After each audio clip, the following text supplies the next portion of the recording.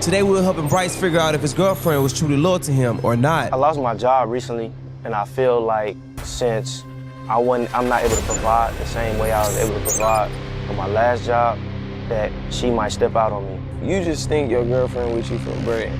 Basically.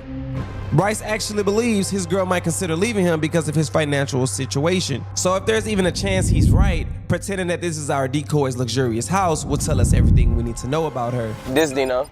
Gentlemen, welcome back to the autopsy room.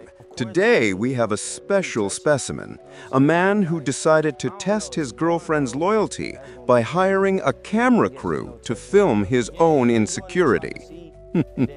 We are watching the aftermath. The relationship is dead on the table. She passed the test, but he failed the vibe check. And now, instead of apologizing, he's trying to prosecute her for a crime he invented. It's tragic, it's messy, and it is a perfect lesson in how to lose a woman in 4K resolution. Let's dissect. So first and foremost, I want to thank both of you guys for actually pulling up, sitting down, and coming here to have an adult conversation about what transpired on your loyalty test day. I guess it's a lot to unpack in this conversation, so I just want to know where y'all heads at right now. Like, where y'all heads at right now with each other?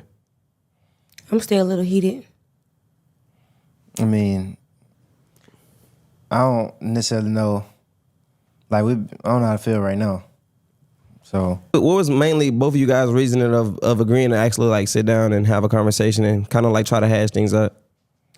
Just so I can get some questions answered on why was I put to the test, when really I should be putting you to the test. and I mean, Why you feel like you should have been putting them to the test? Because obviously, if you feel like I'm doing all this, then I should be seeing what's going on with you. well, I ain't doing nothing first and foremost, but shoot, I don't know.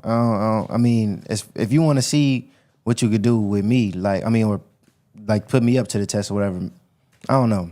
I really don't know. I mean, if that's how you feel. So Nate, I got a lot of questions for you. First, like, I just want to know like your mindset in like walking into the house. You know what I'm saying? Come to the house call. Like, what was you thinking? Like, I was just thinking it was irregular. I mean, I do house calls. I'm a braider, so I'm a hairstylist. So I was thinking it was regular. at any moment, did you feel like something was off? No. I mean, I felt him kind of shooting his shot, but you know, typical niggas. Okay. So in a normal space of like you doing like a client hair, what be making you feel so comfortable and kind of like opening up and stuff? I'm like an open book though. I can talk to people naturally, so that's just what it was. We was having a conversation, I thought. If we was motioning to I would be with him off the trip today. He ain't do you bad. That was. He did. Fuck. He did do me bad. So we're not together. Do something that kind of confirm what I was thinking, or based on how we've been getting into it. So what was you thinking? Shit, I'm thinking you cheating. I ain't gonna lie. It don't matter. What have I done?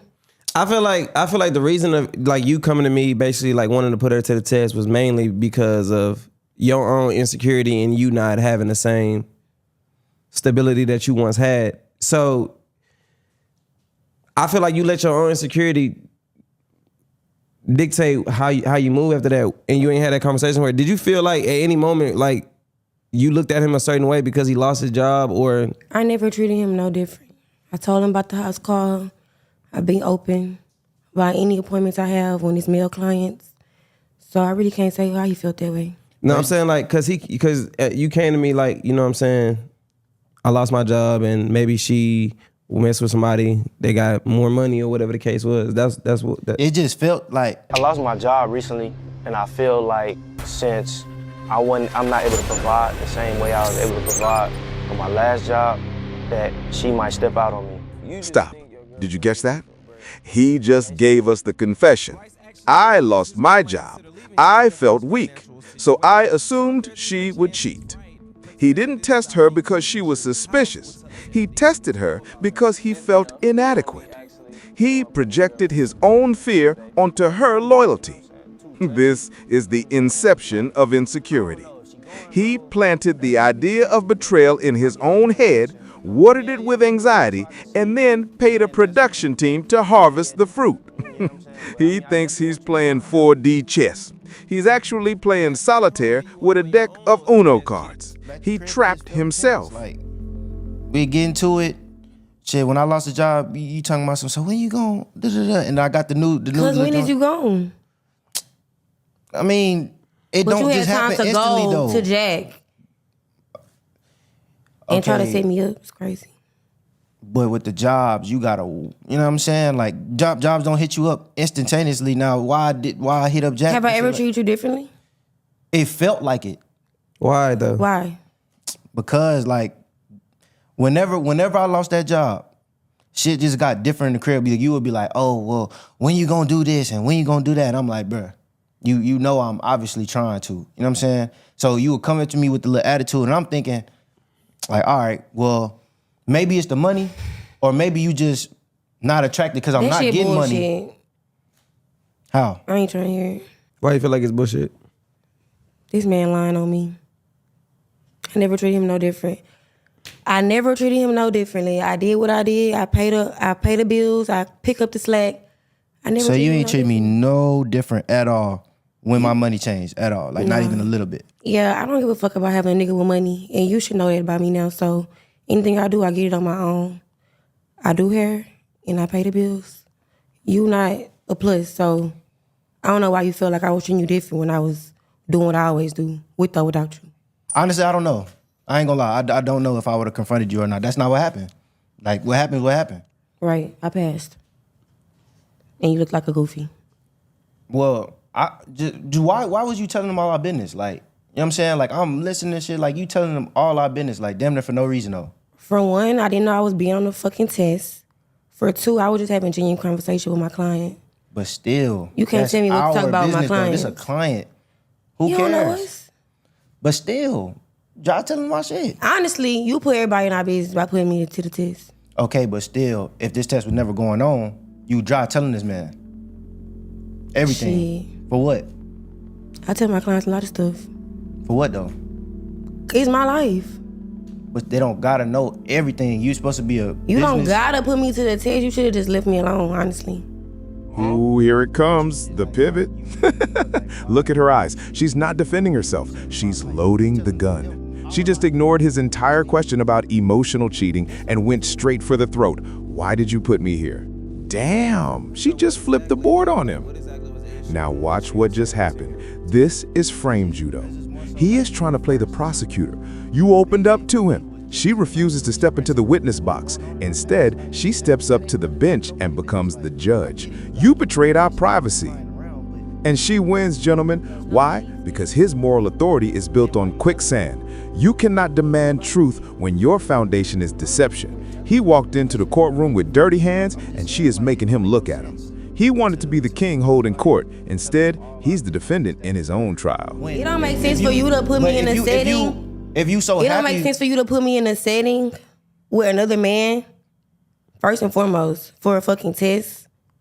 Anything could happen. But if you so happy, why are you telling them about our past though? Like the I never said I wasn't happy. Oh, I told him I was okay. happy. And I told him I was going on with my man. Right. But That I thought all, was but a all the in man. between though, was that necessary? Y'all could have talked about anything. You had him ask me these dumbass questions. Like what? Everything. What he did- was what did I a- have him ask me? Everything that he asked me that made you mad, apparently. So I made him ask those questions? Yeah, you did. I didn't make him ask those questions. He just asked them. Y'all was having a conversation. Well, what do you have to say now? What are you mad about the questions? No, I just don't think I said anything wrong. So what you mean by you don't feel like you'll ever be loved like how your ex loved you? Like what you mean by that? Like Honestly, when you lost your job, you started lacking on the love end. And maybe it made me think about my ex and what could have been.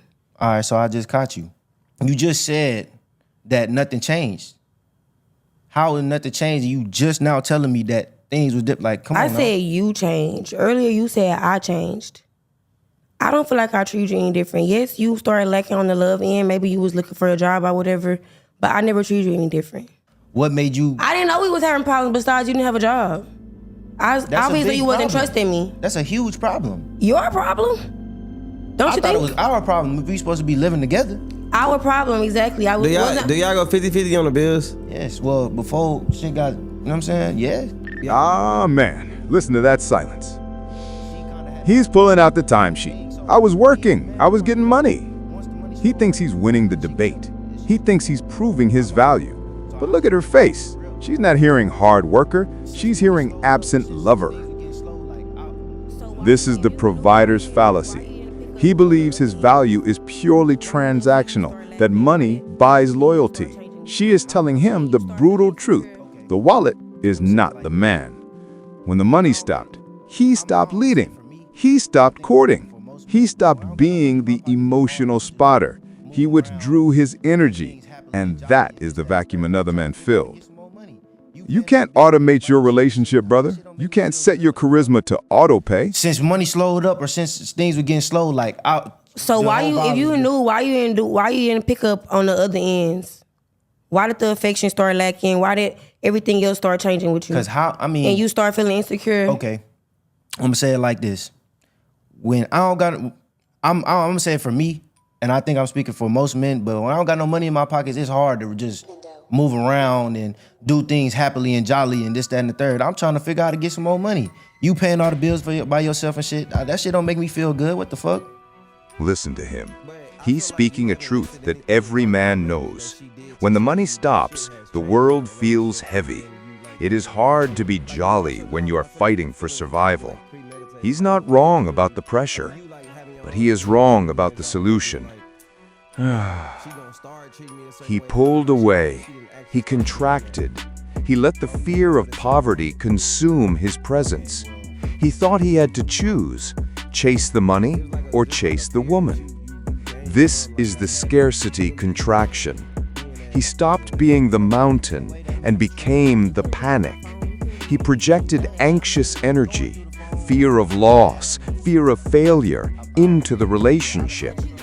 And here is the brutal gnosis. If you withdraw your presence to chase paper, you are already signing the divorce papers. You must develop the coolness to hold the weight of the world with one hand and hold her with the other.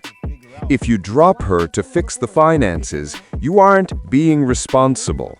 You are admitting that you cannot handle the pressure of your own kingdom. You created the vacuum. You let the fear of her leaving consume you. And in doing so, you stopped giving her a reason to stay. If she cheats, let it be her flaw. But if she leaves because you became a ghost in your own home, that's on you, brother. You called the betrayal down on yourself the moment you lost faith in your own capacity to be king and provider. But I feel like you haven't listed anything right directly that she did to show you that shit has changed in your relationship other than you like losing your job. Like you lost your job and I feel like your feelings was probably like premeditated. Like it was prematurely of you like having your own security about you losing your job and then being like, fuck, she gonna start treating me a certain way if I don't get my shit right, but she didn't actually start doing that. Okay. That's what it sound like. Okay, well,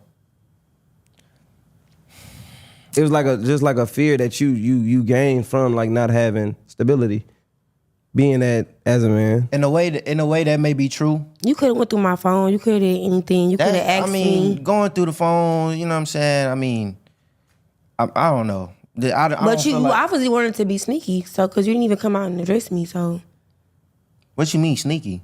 Like sneaky? You. I mean, here's the thing. I knew the video was gonna come out regardless. So you didn't care about my feelings and how I felt when I seen the video.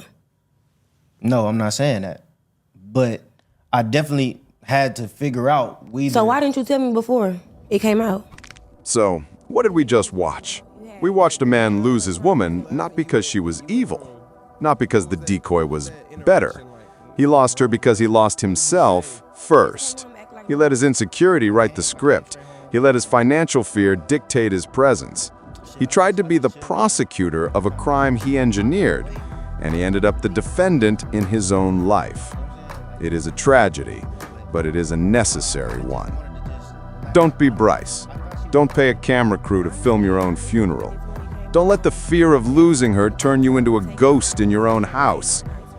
Because the world is full of dinos.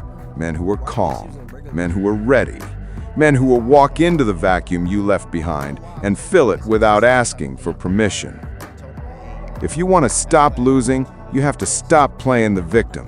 You have to learn the architecture of frame, the physics of presence, and the art of holding the storm without flinching. This wasn't a loyalty test, it was a sovereignty test, and he failed. But you don't have to. In the inner chamber, we don't teach you how to spy on your girl. We teach you how to become the man she would never dream of leaving. We give you the tools to build a kingdom so strong that no storm, financial or emotional, can shake it. The link is below, the forge is open. Stop watching the tragedy. Start writing the legend.